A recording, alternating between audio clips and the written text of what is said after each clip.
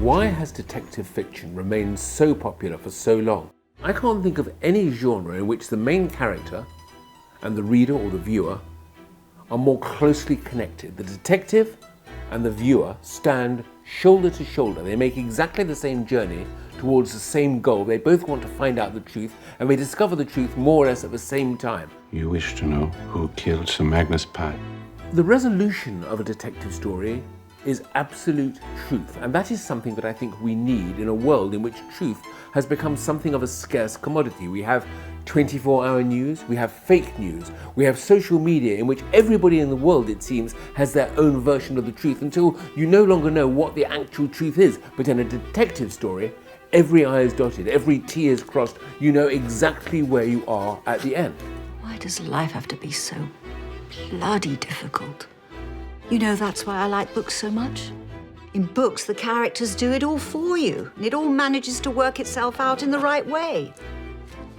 There is a sort of a warmth about detective fiction, a sort of a comfort. Why are so many detective stories set in the Golden Age, like in villages like Saxby-on-Avon? The answer to that is they remind us of a different world, of a pace of life that is slower, of a sort of a relationship between people that is more open and giving. Somehow I think the sun is always shining in a murder mystery story. And at the end of the day, the whole journey from the murder to the investigation to the final solution is a journey towards comfort. Cake?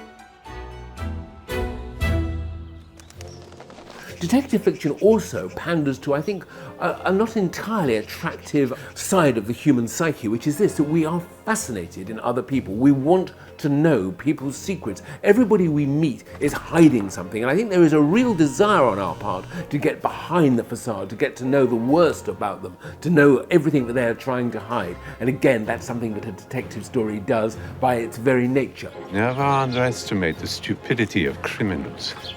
I've devoted a whole chapter to it in my book. Criminal stupidity. Exactly. At the end of the day, Magpie Murders is a puzzle. Every single clue has got to be up there on the screen. You should be able to guess the solution by sort of episodes 3 or 4. You should have really a good idea if you are as smart as Atticus Punt, or for that matter, Susan Ryland. I'm going to work out who killed him. For me, the joy of reading Agatha Christie has always been, at the end of the book, I normally don't guess the ending, but I'm always aware that I should have and could have, that she hadn't hidden anything from me. And in everything I write in this genre, I try to do the same.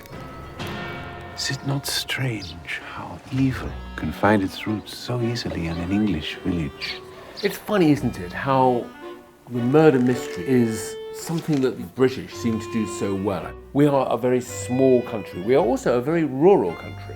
And villages like Saxby-on-Avon or St Mary Mead, whatever it may be, are everywhere, scattered around the country. Little tiny pockets where everybody knows everybody, and where the outside world, the modern world, is almost distant or non-existent. It's very personal, Mr. Punt. Nothing is more personal than murder, Miss Sanderton. Secondly, the British are quite straight-laced. We hide our emotions. Unlike the Americans, who are much more effusive with their emotions, I think we tend to keep everything internalized. Famously, our houses have net curtains that you cannot see through. And I think with the detective story, which rips down the net curtains and takes away people's inhibitions and goes to the core of who and what they are and what they're trying to hide, is something that we just relish because it is so against our nature to give this sort of stuff away. Why does anyone kill anyone? I can think of 4 reasons. Fear, envy, anger, and desire. There must be others.